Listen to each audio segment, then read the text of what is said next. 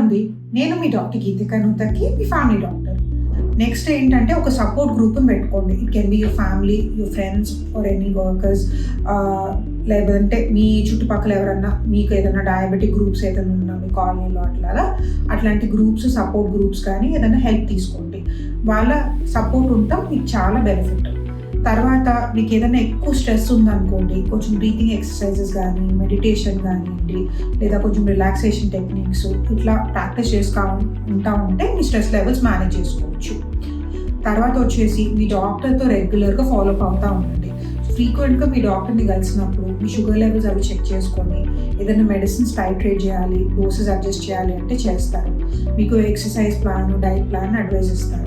మీరు ఏదన్నా కొంచెం మార్పులు అటు ఇటు అవుతున్నా కూడా మీ డాక్టర్ చూసి మీరు ఎలాగా ఒక రొటీన్ ఫాలో అయితే బాగుంటుంది, ఏం చేస్తే మీ షుగర్ కంట్రోల్ బెటర్గా ఉంటుంది, ఏం చేస్తే మీ క్వాలిటీ ఆఫ్ లైఫ్ బాగుంటుంది అనే ఐడియాస్, టిప్స్ వాళ్ళు ఇస్తారు.